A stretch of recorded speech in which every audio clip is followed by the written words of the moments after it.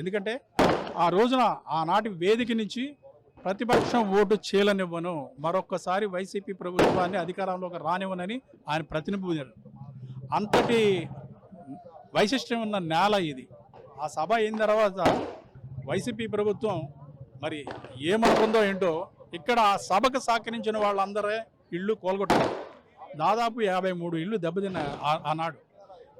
వాళ్ళు ఆ ఇల్లు కూలగొట్టడానికి చెప్పిన కారణం ఏంటంటే రోడ్డు వైండింగ్. ఈ ఊరు అమరావతిలో పక్కగా ఉంటుంది. ఈ ఊరు మించి రాకపోకలు అటువంటివి ఏమి ఉండవు. కేవలం ఊరిలో వాళ్ళు మాత్రమే ఈ రోడ్లో తిరుగుతుంటారు. అటువంటి ఈ ఊరిలో వైండింగ్ పేరు మీద 53 ఇళ్ళు కూలగొట్టారు. అప్పుడు వాళ్ళని పరామర్శించడానికి రావడానికి కూడా పవన్ కళ్యాణ్ గారి మీద విపరీతమైన ఆంక్షలు వేశారు. ఆయన నడుచుకుంటూ వస్తుంటే పోలీసులు దిగ్బంధనం చేస్తే ఆయన కారు ఎక్కి పైన కూర్చొని ఈ విప్పటానికి వచ్చి వీళ్ళందరినీ వ్యక్తిగతంగా పరామర్శించి ఆర్థికంగా సాయం అందించి వాళ్ళు ఇల్లు మళ్ళా పునర్నిర్మించుకుంటానికి దోహదపడ్డారు.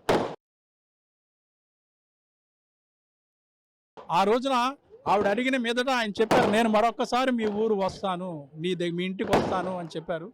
ఇప్పుడు అధికారంలో ఆయన ఉప మంత్రిగా బాధ్యతలు నిర్వర్తిస్తున్నారు. ఆ హామీని నెరవేర్చుకోవడానికి ఈ రోజున నాగేశ్వరమ్మ గారి ఇల్లు సందర్శించారు. ఆవిడ కూడా మీకు అందరికీ తెలిసే ఉంటుంది, ఒక టీవీ షోలో పాల్గొన్నప్పుడు పవన్ కళ్యాణ్ గారు అంటే నాకు విపరీతమైన ప్రేమ, నాకు ఒక కొడుకు లాంటి వాడు, మానసికంగా తల్లి కొడుకుల అనుబంధం అది కొనసాగుతుంది. ఆవిడ కుటుంబం 3 కొడుకులైతే 2 మరణించారు అకాలంగా. ఇంకొక కొడుకు క్యాన్సర్తో బాధపడుతూ చికిత్స పొందుతున్నారు. ఒక మనవడు ఉన్నాడు. ఆ మనవడు కొంత మానసిక వైకల్యం ఉన్నప్పటికీ డిగ్రీ చదువుకుంటున్నాడు. ఆ తల్లికి ఈ రోజున ఒక 50,000 అందించారు. అదేవిధంగా ఆ మనవడు చదువుకు కొనసాగించడానికి 1,00,000 రూపాయలు ఇచ్చారు.